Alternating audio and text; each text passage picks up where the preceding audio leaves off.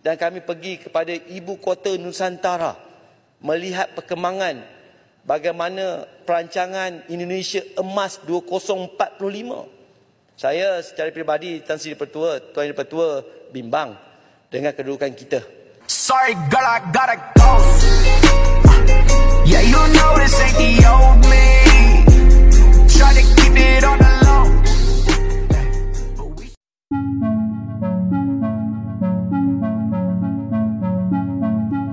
Untuk mewujudkan Indonesia maju memang tidak semudah membalik telapak tangan. Adapun usaha Indonesia untuk menuju itu adalah dengan adanya program-program menuju Indonesia Emas yang saat ini diteruskan oleh pemerintahan baru Prabowo Gibran. Dalam hal ini, banyak yang dilakukan oleh pemerintah Prabowo, diantaranya meneruskan pembangunan proyek Ibu Kota Baru IKN Nusantara, menjalankan program makan gratis dan bantuan ibu hamil dengan tujuan membantu mencerdaskan generasi Indonesia di masa datang dan program lainnya. Adapun program Indonesia untuk mewujudkan Indonesia Emas ini, dinilai sangat bagus oleh tokoh-tokoh di Malaysia. Mereka menilai langkah Indonesia dalam 30 tahun ke depan ini sangat jelas tujuannya. Sembari mereka mempertanyakan program perancangan 30 tahun ke depan Malaysia yang belum jelas kemana arahnya. Negara Indonesia, tahniah kepada Presiden Prabowo yang baru angkat sumpah. Nah, negara Indonesia mewajibkan pelabur asing membeli 70% barangan tempatan oleh pelabur asing dan pemenang asing untuk tender projek kerajaan ataupun swasta.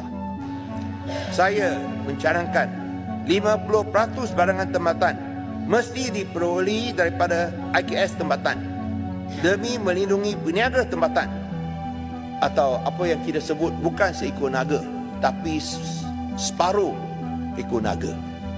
30 tahun akan datang, Malaysia adalah bentuk macam mana?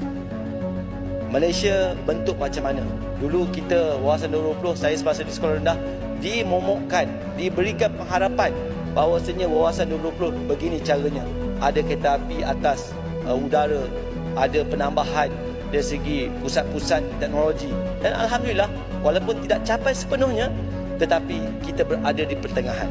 Itu sebabnya Tuan Yang Bertua, saya minta sangat supaya kita betul-betul serius untuk melihat perancangan 30 tahun ke hadapan.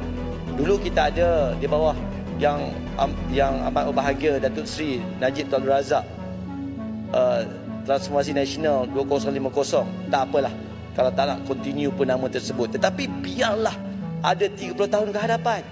Supaya apa? Supaya kita dapat beritahu kat mana kita punya goalpost, dekat mana arah tuju kita.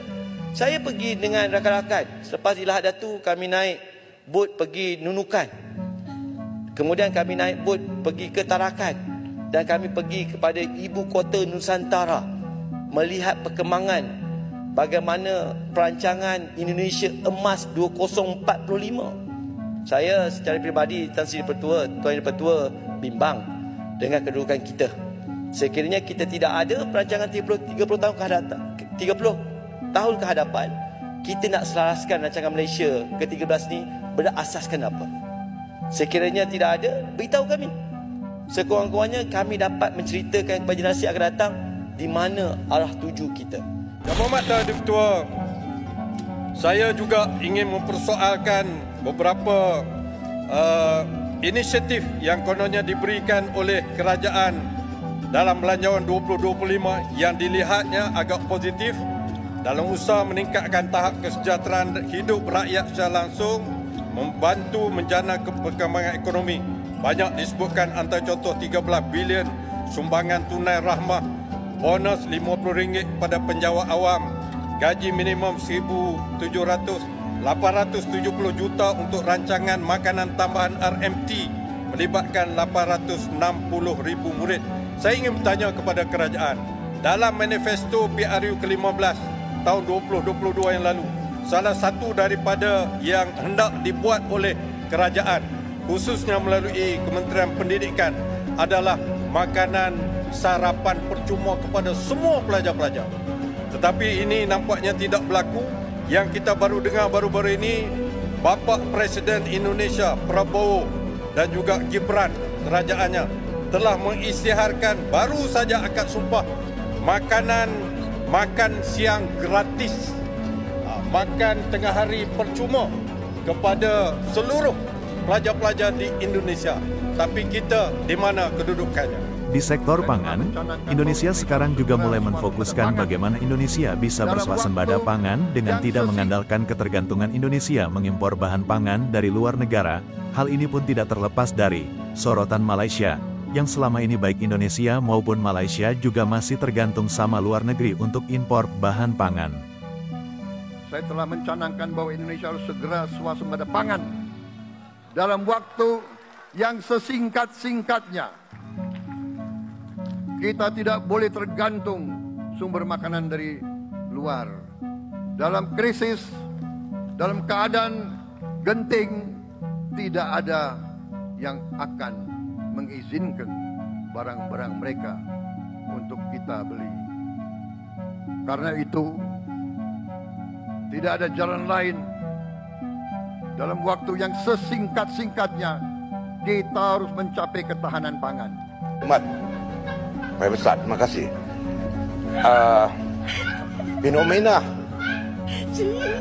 kita mengimport, ekspor makanan ini bukan berlaku saja di negara kita, bahkan berlaku di negara jiran termasuk Indonesia. Saya masih sedar, yaitu di Indonesia pada satu ketika harga cili padi mencecah kepada $40 satu kilo. Jadi kurang daripada peristiwa-peristiwa itu, maka presidennya pada satu ketika mengarahkan Menteri Pertanian untuk membuat transformasi pertanian, dan mereka telah mentransform seluruh daripada atas sampai bawah di pertanian. Dan hari ini Indonesia, dia telah berjaya mengeluarkan hasil pertanian untuk kegunaan negara dia tanpa perlu mengimport sebanyak 9 jenis. Di Malaysia sudah ada berapa jenis? Agak-agak kita ada sedikit. Terima kasih Yang Berhormat Kina Batangan. Saya mengambil pandangan Yang Berhormat Kina Batangan bila merujuk kepada Indonesia, Tuan Yang Bertua. Itu yang saya sebutkan tadi, Tuan Yang Bertua. Tak guna kita mempunyai ekonomi yang berteraskan kepada teknologi, tetapi nasib. Di samping itu, untuk menunjang menuju Indonesia Emas, Indonesia sebagai negara besar juga harus punya ketegasan baik itu di sektor pertahanan dan keberanian. Hal ini seperti yang baru-baru ini ditunjukkan pemerintahan Prabowo dengan menangkap para koruptor, mengusir kapal Cina yang menceroboh laut Indonesia. Kemudian Indonesia berani memblokir iPhone 16 series beredar di Indonesia yang dinilainya merugikan Indonesia. Hal ini pun dipuji Malaysia. Minta syarat namanya teknologi 50 tahun. Kami dan rakyat Indonesia marah kepada iPhone, Pak. Kalau perlu diblokir semua, seluruh produk iPhone tidak boleh masuk. Jadi baru-baru ini kita nampak bahawa Indonesia telah mengharamkan iPhone dan juga Google Phone.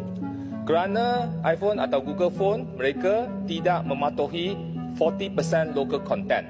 Ini satu strategi yang saya nampak sangat kreatif dan juga sangat saya rasa sangat high impact lah, memberi satu message kepada industri atau pelabur-pelabur yang datang ke Indonesia supaya meningkatkan pasaran kepada syarikat tempatan Indonesia dan juga meningkatkan ekonomi tempatan. Jadi saya nak tanya bahawa adakah kerajaan mempunyai program-program tertentu?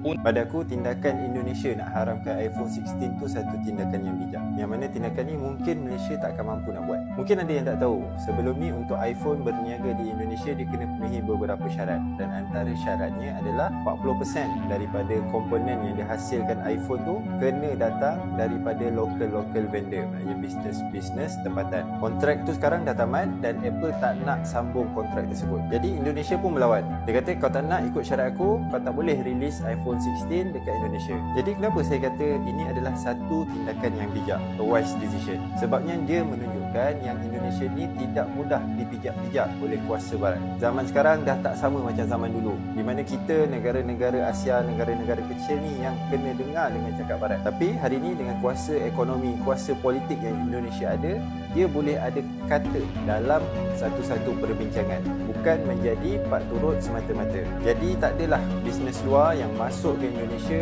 buat untung, jual kepada rakyat dia, tapi tak menyumbang apa-apa kepada ekonomi dia. Dan tahu tak kenapa Indonesia boleh buat tindakan. Pertama, dia ada jumlah penduduk yang banyak. Demikian, bagaimana Malaysia menyoroti usaha dari Indonesia untuk bisa menuju Indonesia Emas dengan segala langkah dan program Indonesia yang gencar dilakukan, dengan membandingkan perancangan 30 tahun Malaysia yang masih dipertanyakan. Bagaimana menurut kalian? Silahkan bisa berkomentar di kolom komentar.